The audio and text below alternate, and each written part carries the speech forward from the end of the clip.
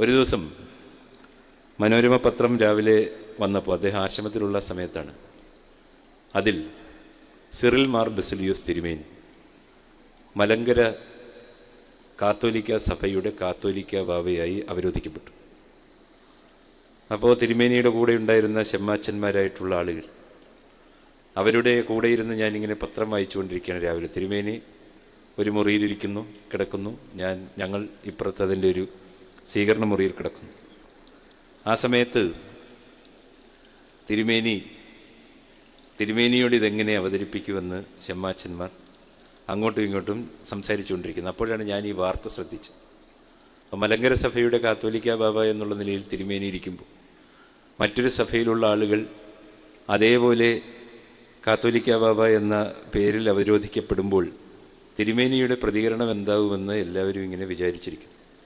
ഈ ഷെമ്മാച്ചന്മാർക്ക് പോയി പറയാനായിട്ട് പേടി. അവർ എന്നെ ഈ ദൗത്യം ഏൽപ്പിച്ചു. അപ്പോൾ തിരുമേനിയെ പരിചയപ്പെട്ടിട്ട് ഞാൻ പറഞ്ഞില്ലേ, ഞാൻ ആദ്യമായിട്ട് അദ്ദേഹത്തെ കാണുന്നത് പാമ്പാടി ദേറയിൽ വെച്ചാണ്.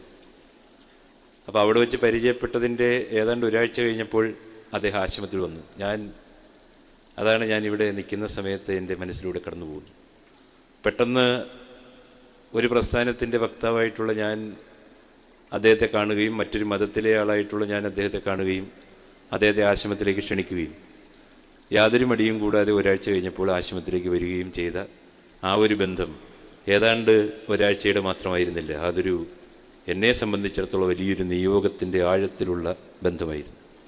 സൂര്യഭാസുരമായ ആ തേജസ്സിന് മുന്നിൽ ഞാൻ ഈ പത്രവുമായി കടന്നു ചെന്ന സമയത്ത്, അത് വായിച്ചു കൊടുത്ത സമയത്ത് അദ്ദേഹത്തിൻ്റെ മുമ്പിൽ മുഖത്ത് നിസ്സംഗമായ ഒരു ധ്യാന മൗനം ഞാൻ കാണുകയുണ്ടായി. ഈ വാർത്ത പറഞ്ഞപ്പോൾ അദ്ദേഹം ഒരു നിമിഷം കണ്ണടച്ചിരുന്ന് പ്രാർത്ഥിച്ചു.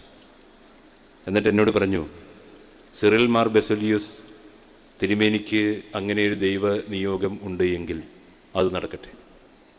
ഷെമ്മാച്ചന്മാരായിട്ടുള്ള ആളുകൾ അടുത്തിരുന്ന് അത്ഭുതം കൂറിയ ഒരു സംഭവമായിരുന്നു യഥാർത്ഥത്തിൽ അത്. അതായിരുന്നു അദ്ദേഹത്തിൻ്റെ മുഖമുദ്ര.